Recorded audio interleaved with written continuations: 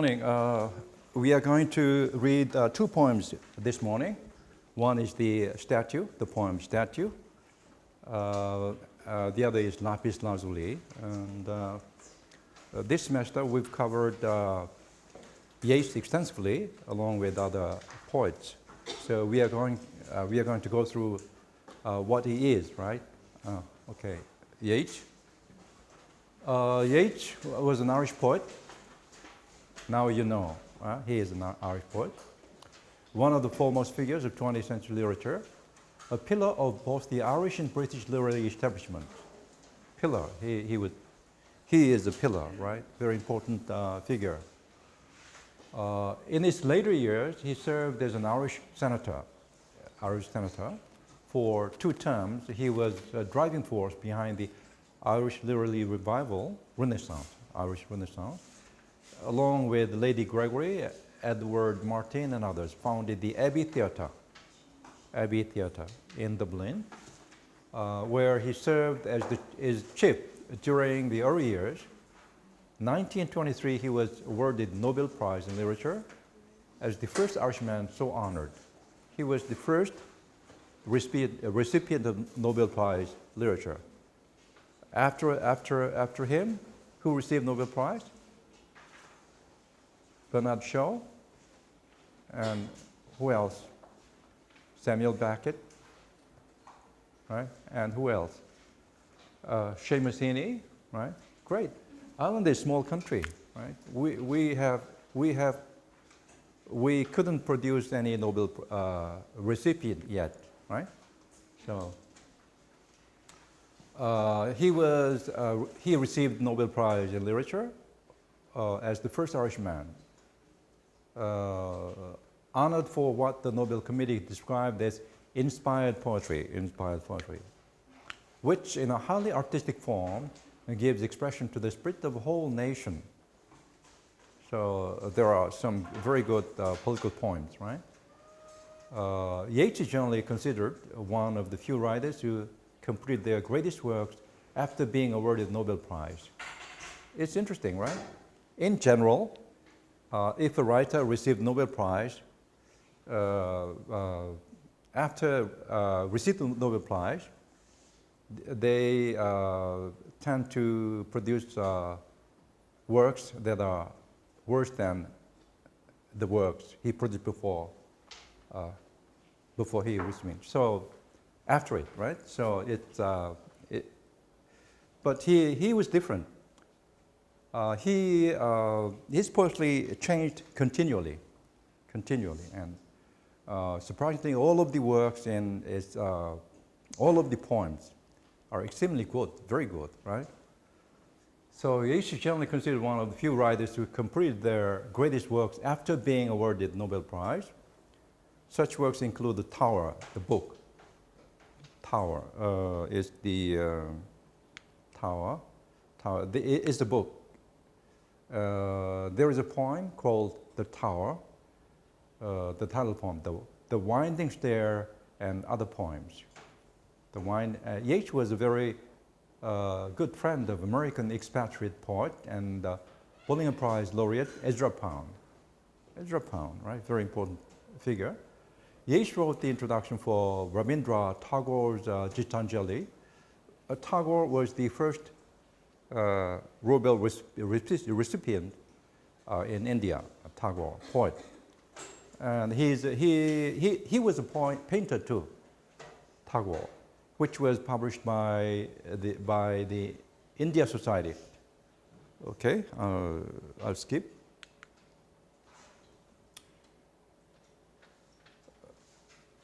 Okay, early years. Anglo-Irishman William Butler Yeats was born in Sandymount, County Dublin, Ireland. He was an Anglo-Irishman, right? Anglo-Irishman. His father, John Yeats, was a descendant of Jervis Yeats, a Williamite soldier. Okay.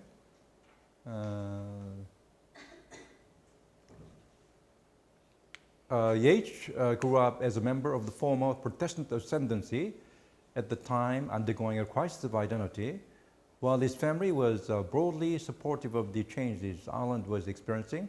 the national revival of the late 19th century directly disadvantaged heritage. Okay. Young poet. The family returned to London in 1887. In 1890, Yeats and Amish Breeze co-founded Rhymers Club, a group of London-based poets who met regularly in a Fleet Street tavern to recite their verse. Yeats later sought to mythologize the collective, calling it the tragic generation in his autobiography. So he was a reader, right? And this is the portrait, 1900 portrait by John Butler Yeats. His father, portrait done by his father. His father was a lawyer, actually, and he gave it up to become a portrait painter. Right? John Butler Yeats, his father. Okay.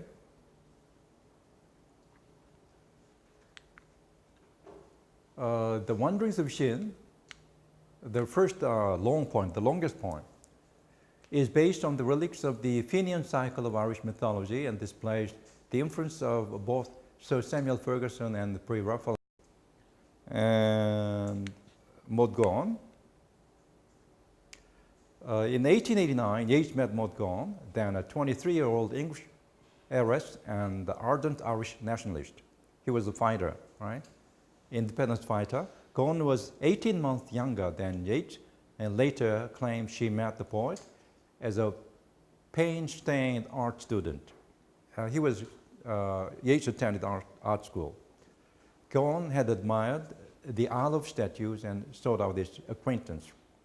Yeats developed an obsessive infatuation with her beauty and an outspoken manner, and she had a significant and lasting effect on his poetry and his life thereafter.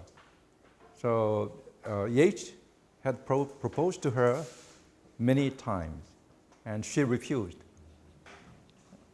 Okay, Maud Gonne. Maud Gonne, 1900. Is she beautiful? Yeah. And Yeats, no date. Middle age, maybe. Yeats. Abbey Theatre. In 1899, Yeats, Lady Gregory, Edward Martin, and George Moore established the Irish Literary Theatre for the purpose of performing Irish and Celtic plays. The ideals of the Abbey were derived from the avant-garde French theatre, which sought to express the ascendancy of the playwright rather than the actor-manager à l'anglais. The group's manifesto, which Yeats wrote, declared, "We hope to find in Ireland uncorrupted and imaginative audience trained to listen by his passion for oratory and the freedom to experiment which is not found in the theatres of England and without which no new movement in art or literature can succeed." So when he received this Nobel Prize, he was known as playwright rather than a poet. And his plays are wonderful. Many of his plays are 137 plays. And most of them are poetic plays, very beautiful.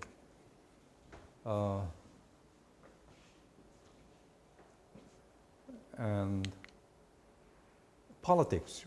He was a senator. Yeats was an Irish nationalist at heart, looking for the kind of traditional lifestyle displayed through poems such as The Fisherman. Fisherman, very short poem, right? However, as his life progressed, he sheltered much of his revolutionary spirit and distanced himself from the intense political landscape until 1922, when he was appointed senator for the Irish Free State. In the early part of his life, Yeats was a member of the Irish Republican Brotherhood, IRB. Due to the escalating tension of the political scene, Yeats distanced himself from the core political activism in the midst of the Easter Rising, 1916, Easter Rising, even holding back his poetry inspired by the event until 1920. He wrote this poem, but he did not publish it, right? Marriage to George Hadley's. By 1916, Yeats was 52 years old, And he had proposed to Maud Gonne again and again, but she refused, right?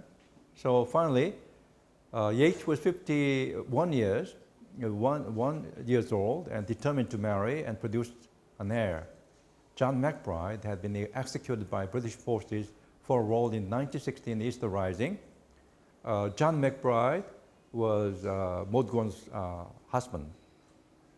And he was executed.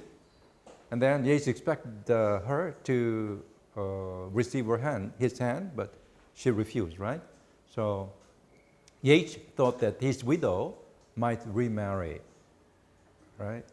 Remarry him, but his final proposal to Maud Gonne took place in mid-1916.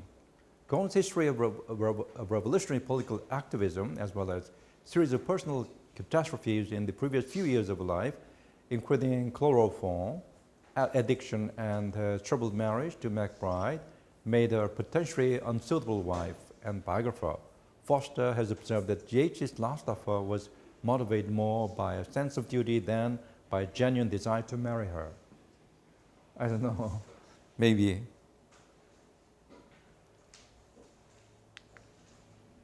1908, Nobel Prize. In December 1923, Yeats was awarded Nobel Prize in Literature and was determined to make the most of the occasion. He was aware of the symbolic value of an Irish winner so soon after Ireland had gained independence, right? Okay, no, old age and death. By early 1925, Yeats' health had stabilized and he had completed most of the writing for Vision, A Vision, right? A Vision. I translate the whole book, and it's called 환상록. Did you buy it? Yeats spent his whole life doing it, so it's worth the money, right? Okay. Dated 1925, it actually appeared in January 1926 when he almost immediately started rewriting it for a second version. Yeats had been appointed to the First Irish Senate in 1922 and was reappointed for a second term in 1925. Early in his tenure, a debate on divorce arose. Yeats viewed the issue as primarily a confrontation between the emerging Roman Catholic ethos and the Protestant minority. Okay. 1933, okay. This is the grave, tombstone. On tombstone, his epitaph is cast a cold eye on life, on death, horsemen pass by. This is what he wrote, right? Okay. Style. Yeats is generally considered one of the 20th century's key English language poets. He was a symbolist poet, right? Many of good poems are symbolic. Symbolic poet in that he used elusive imagery and symbolic structures throughout his career. Yeats chose words and assembled them so that in addition to a particular meaning, they suggest other abstract thoughts. They may seem more significant and resonant. Its use of symbol is usually something physical that is both itself and the suggestion of other, perhaps immaterial, timeless qualities. Unlike other modernists who experimented with free verse, Yeats was a master of the traditional forms. Yeats, he has mastered the traditional forms, and also he invented new poetic form. And in his poem, Circus Animals Desertion, he describes the inspiration for these late works. Now that my leather's gone, I must lie down where all the leathers start in the foul dragon bone shop of heart.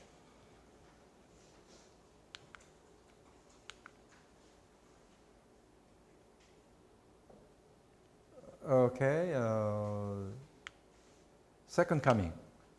1920 poem contains some of literature's most potent images of the 20th century.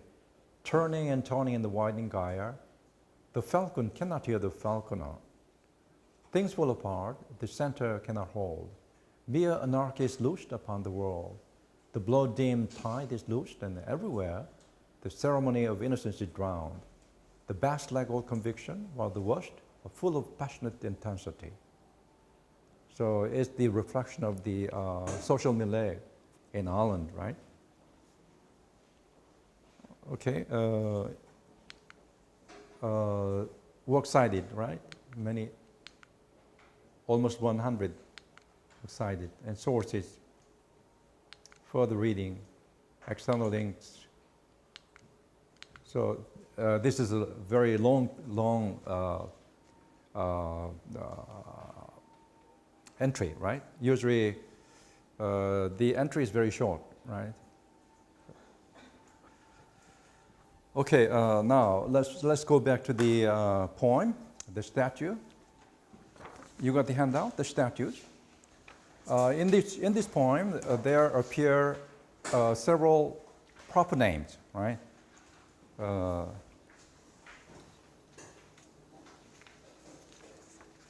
One of the important persons that appear in the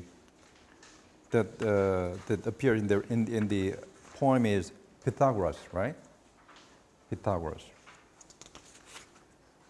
As I said, if you do not understand the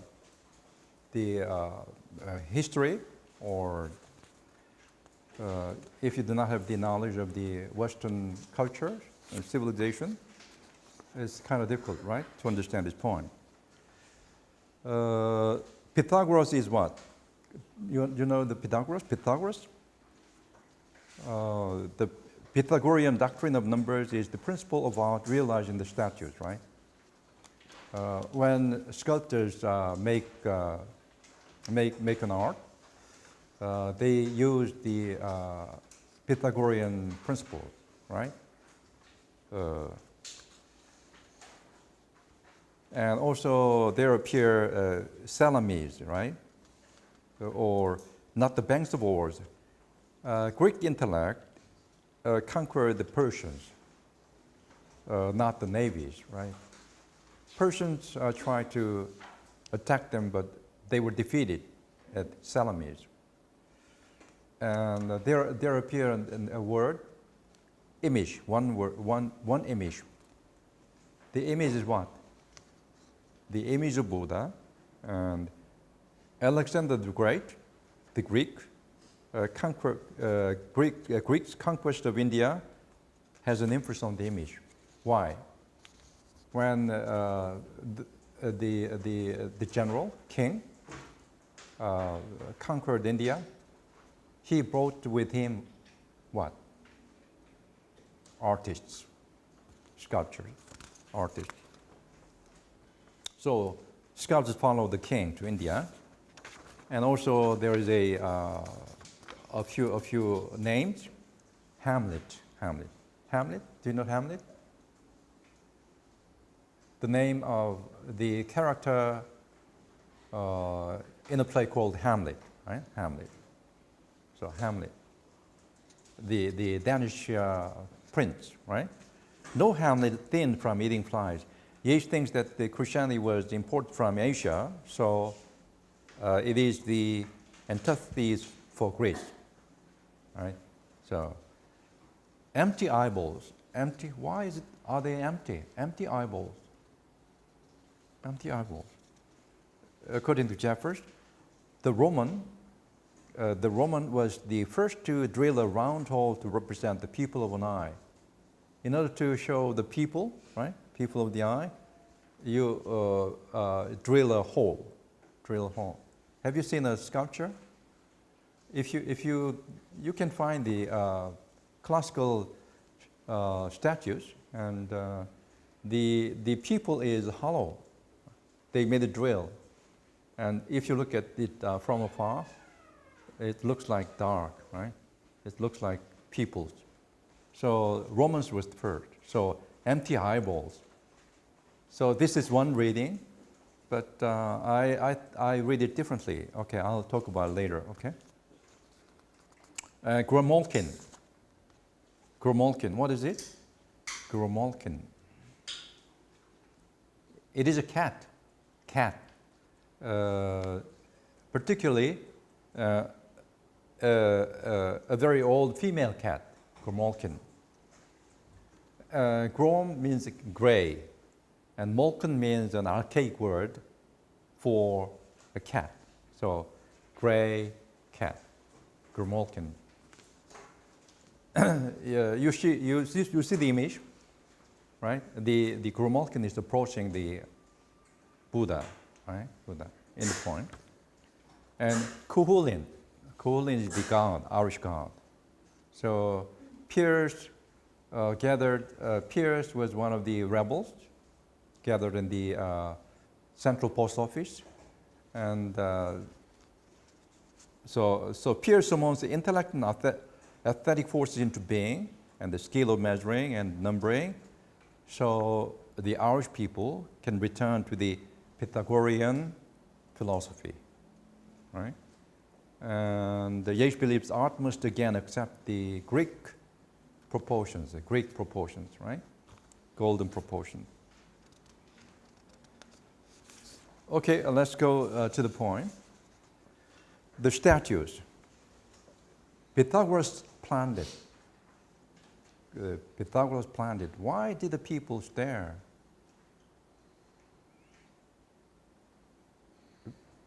Because Pythagoras planned it. Why did the people stare? Why? People are attracted to it. People like it. Why? The Pythagorean principle is realized in the work, in the artwork, in the statues, right? His numbers, Pythagoras' numbers, though they moved or seem to move in marble or bronze, what does it mean? That is so realistic, or it's like moving. The pale plaster or marble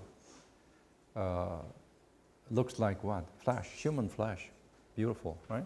So they, though they moved or seemed to move in marble or bronze, why they move? The numbers move. What does it mean? Very proportionate, very beautiful, right? Because when the sculptor made it, he applied the golden rules, so the works looks lively and right. So his numbers lacked character. Still, even though they look perfect, they need something more. What is it? Character. To give it character, what do you need? Passion, right? Passion. This is the idea of Yeats, right? Yeats' idea. But boys and girls pale from the imagined love of solitary baths. Here, pale. Boys and girls look pale, like the complexion of the statue, right? Pale. From the imagined love of solitary baths. Boys and girls, they are not married, right? They long for their partner, right? Or for lovers. Pale from the imagined love of solitary baths, knew what they were. They represent what? Numbers, what they were. That is, that passion could bring character enough. And the boys and girls, pressed at midnight in some public place, life leaps upon a plummet measured face. This is it. Plummet measured face. They use plummet when they make an art. They use plummet measured face. So the artists apply the principle of Pythagoras, right? Pythagorean numbers. No, greater than Pythagoras. For the verb is what? Modeled these calculations with a mallet and chisel, right? That look but casual flash, put down all Asiatic vague immensities. The man applied all of these Asiatic vague immensities. But They did it, but what? The banks of ore that swam upon the many-headed foam at Salamis. The banks of ores, what does it mean? A ship, a galley, right? The ship, right?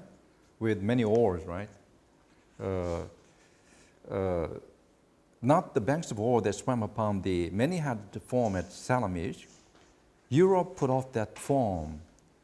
Put off that foam. What does it mean? The ship, right? Invading, right? Approaching fast, right?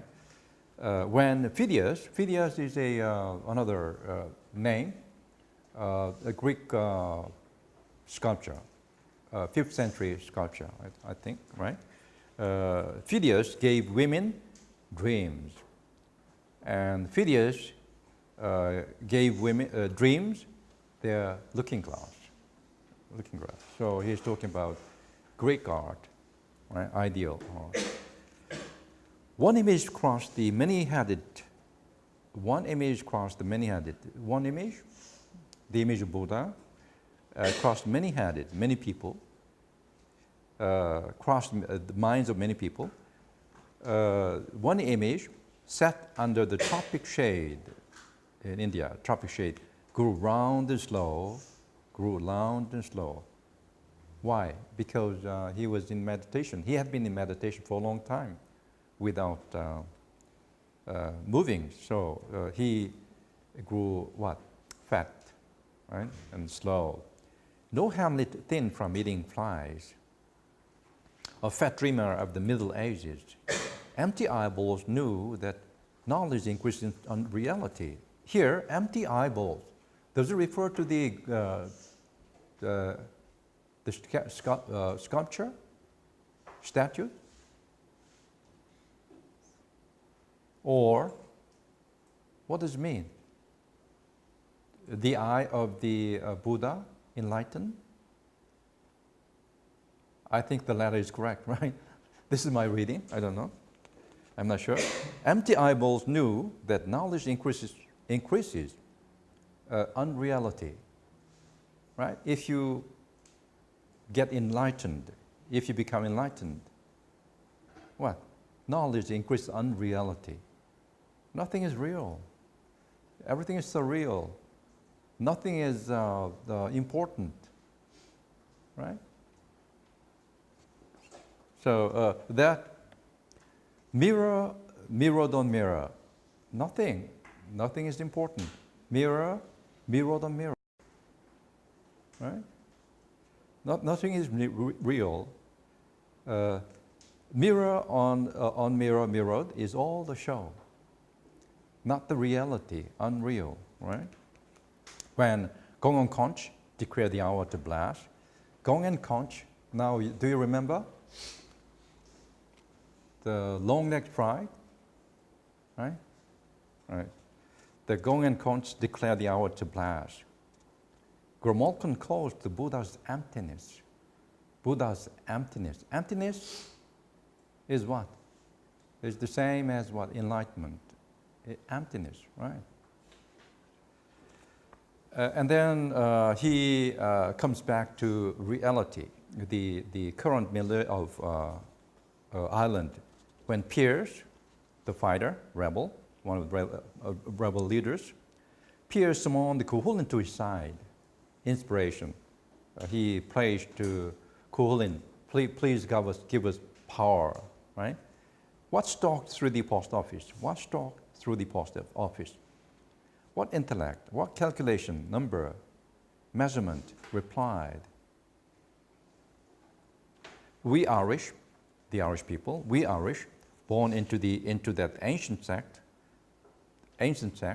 but we were noble at the time, in the past.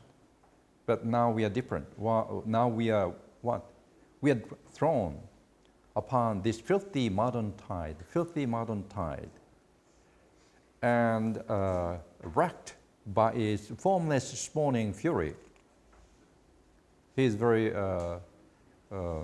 critical, right, of the current situation. Climb to our proper dark, so that we may trace the lineaments of a plummet measured face. So the poet wants to go back to the what? The Greek tradition, the Pythagorean principle, right? Ideal of art. So now you can understand? Still, it is very difficult, right, to understand. Okay.